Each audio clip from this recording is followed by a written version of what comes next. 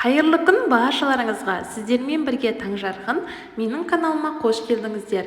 Бүгін сіздерге өте дәмді әрі барлық жанның жақсы көретін, кереметтей тойымды үйдегі бар заттармен ғана дайындалатын оливье салатын әзірлейміз.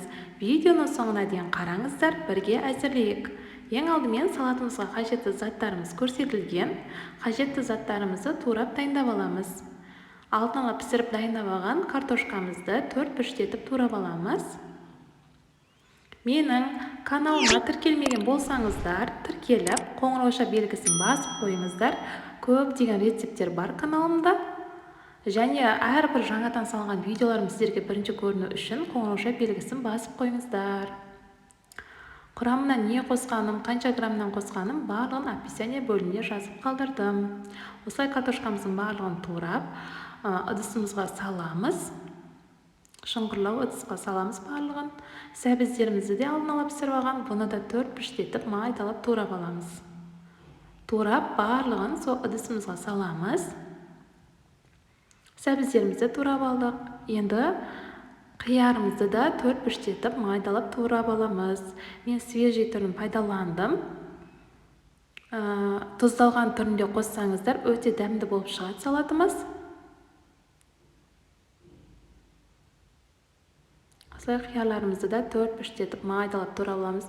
Неғұрлым майда қылып турасаңыздар, соғұрлым салатымыз әдемі көрінеді. Піскен етімізді турап аламыз. Бұл жерде шұжық, колбаса қоссаңыздар да болады.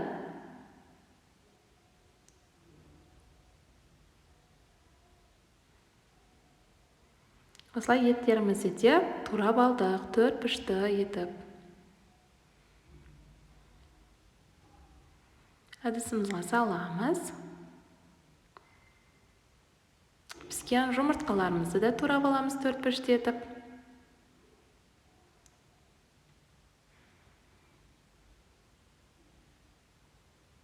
Осылай турап алдым жұмыртқамды да. Барлығын турап дайындап алдық. Енді горохымызды қосамыз. Тұзымызды қосамыз.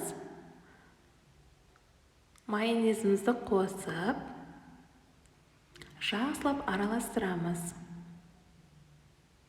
Барлық жері араластыра отыра. Араластырып аламыз. Осымен дайын салатымыз. Тарелкамызға орналастыру уақытта салатымен лист қойып жерсеңіздер де болады, әдемі көріну үшін. Тарелкамызға салып қойғасын, немесе укроппен сәндесеңіздер болады. Осымен оливье салатымыз дайын. Міндетті түрде жасап көріңіздер. Өте дәмді әрі тойымды салат. Ұнап жатса лайк басып, комментарий қалдыра кетіңіздер. Қош сау болыңыздар.